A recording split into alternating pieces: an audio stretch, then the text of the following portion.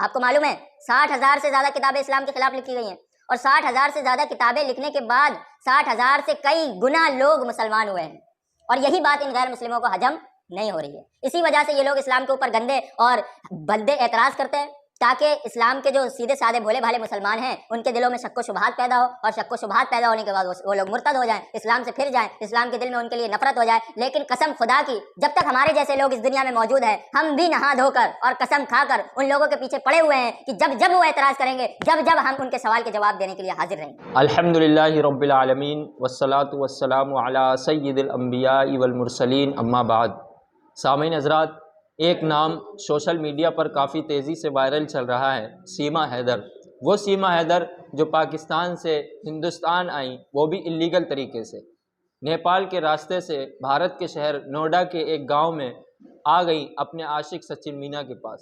اور سب سے حیران کر دینے والی بات یہ ہے کہ سیما حیدر اکیلے نہیں آئیں، بلکہ 4 بچوں کو ساتھ لے کر آئیں، اور وہ بھی اللیگل طریقے سے، نیپال کے راستے سے۔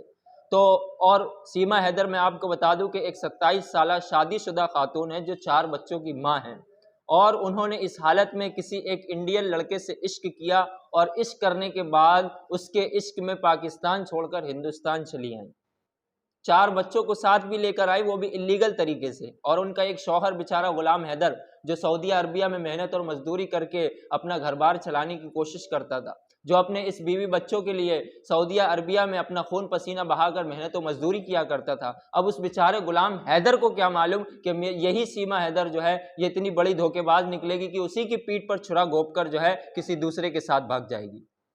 تو اس اعتبار سے اس میٹر کو، اس ایشو کو لے کر مسلمانوں کو کافی زیادہ ٹرول کیا جا رہا ہے، اور اس کے تعلق سے یہ کہا جا رہا ہے کہ مسلمان اس کے تعلق سے کیا کہیں گے، اسلامک لا اس کے تعلق سے کیا کہتا ہے۔ تو سب سے پہلے تو میں آپ کو یہ بتا دوں کہ سیما حیدر جو ہے وہ مسلمان ہو ہی نہیں سکتی۔ سیما حیدر کبھی ایک سچی پکی مسلمان ہو ہی نہیں سکتی۔ کیوں؟ اس کی وجہ میں آپ کو بتا رہا ہوں کہ اسلام جب کسی کے دل میں گھر کر جاتا ہے، اسلام جب کسی کے دل میں سچی طریقے سے بیٹھ جاتا ہے، اسلام جب کسی کے دل میں کمپلیٹلی طور پر راسخ ہو جاتا ہے، تو پھر اس سے نکلا نہیں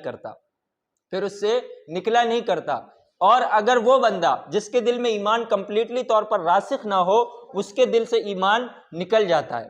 اس کے ریفرنس میں ہرقل والی حدیث بخاری شریف کی آپ حضرات کے سامنے کوٹ کرنا چاہوں گا۔ ہرقل نے ابو سفیان رضی اللہ تعالیٰ عنہ سے پوچھا کہ اے ابو سفیان، مجھے تم یہ بتاؤ کہ محمد صلی اللہ تعالیٰ علیہ وسلم کے دین کو قبول کرنے کے بعد لوگ اس سے پھر بھی جاتے ہیں کیا؟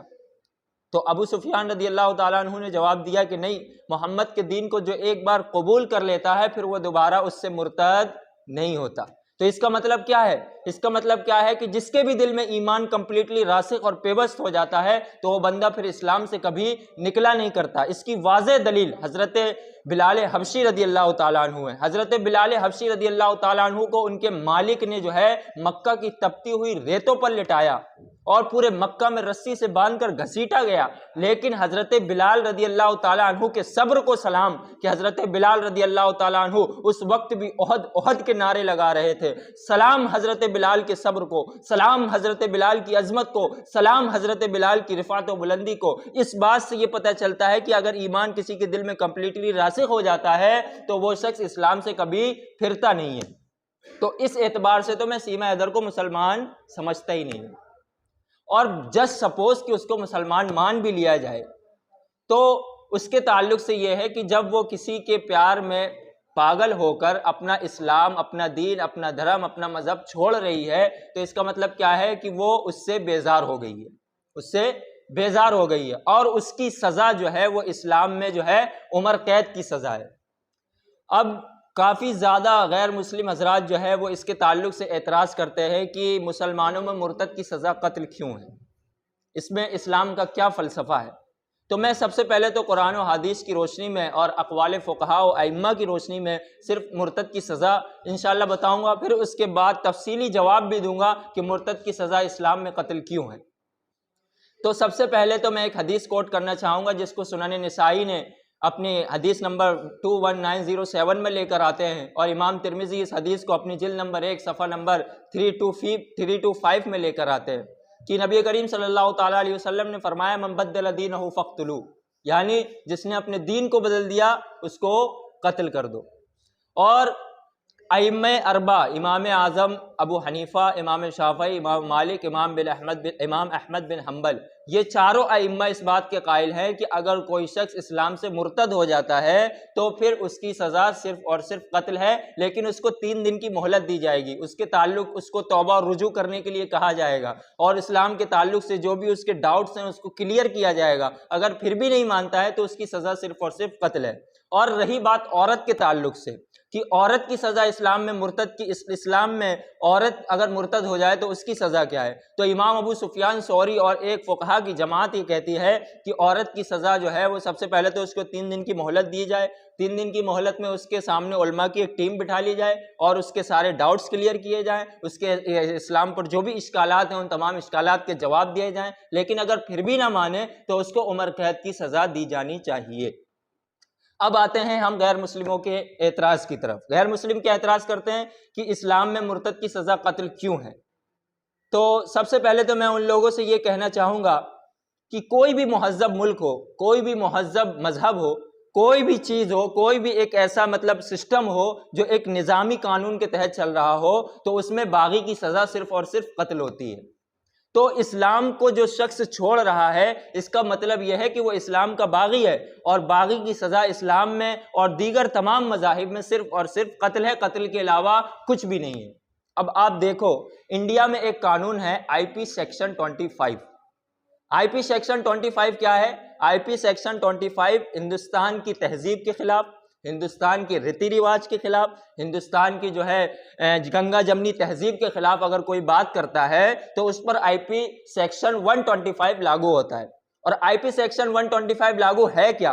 उसमें ये होता है कि अगर कोई शख्स हिंदुस्तान के ख़िलाफ़ बात करता है, हिंदुस्तान की सरकार के ख़िलाफ़ बात करता है, हिंदुस्तान की तहजीब के ख़िलाफ़ बात करता है तो उसको 7 साल की या फिर उम्र कैद की सज़ा दी जाती है। और ये IP सेक्शन 125 जो है वो कन्हैया कुमार और दीगर जो इसहाक उमर वगैरह थे JNU में, उन लोगों ने जो स्ट्राइक किया था उनके ऊपर IP सेक्शन 25 लगा हुआ है ऑलरेडी।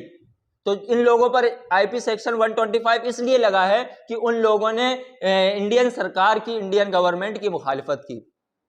तो जब इंडिया में ये कानून हो सकता है कि अगर इंडिया की सरकार के खिलाफ कोई मुखालफत करता है तो उसको उम्र कैद की सज़ा दी जाती है, तो इस्लाम में अगर कोई शख्स मुर्तद हो जाता है तो गोया वो शख्स इस्लाम का बागी है और इस्लाम के बागी की सज़ा सिर्फ और सिर्फ कत्ल है। और इसी तरीके से तमाम मुल्कों में, आप इंग्लैंड को ले लो, आप थाईलैंड को ले लो, आप ऑस्ट्रेलिया को ले लो, आप कनाडा को ले लो। कनाडा में क्या है कि अगर कोई भी शख्स कनाडा की तहजीब के खिलाफ बात करता है तो कनाडा में 14 साल की सज़ा दी जाती है, 14 साल की सज़ा। और सबसे हैरान कुन बात यह है कि इंग्लैंड में अगर कोई शख्स इस तरीके की बातें करता है, इस तरीके की खुराफात करता है, अगर वहाँ की क्वीन के खिलाफ कोई गैर कानूनी बात करता है, गैर मुहज़्ज़ब कलमात निकालता है, तो उसकी सज़ा जो है वो इंग्लैंड में सिर्फ और सिर्फ सज़ाए मौत है। और इसी तरीके से ऑस्ट्रेलिया में अगर इस तरीके की कोई बात करता है तो 7 साल की सज़ा दी जाती है। और इसी तरीके से अगर अमेरिका में कोई बात करता है तो उसमें 12 साल की सज़ा दी जाती है।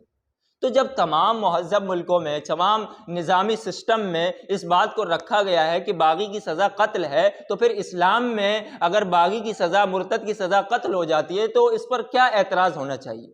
इस पर क्यों एतराज़ करते हैं? अगर आपको पूछना ही है तो अमेरिका से जाकर पूछो, अगर आपको पूछना ही है तो इंग्लैंड से जाकर पूछो, अगर आपको पूछना ही है तो कनाडा से जाकर पूछो, लेकिन उस पर नहीं पूछेंगे बल्कि इस्लाम के ऊपर हाथ धो के पीछे पड़ जाएंगे।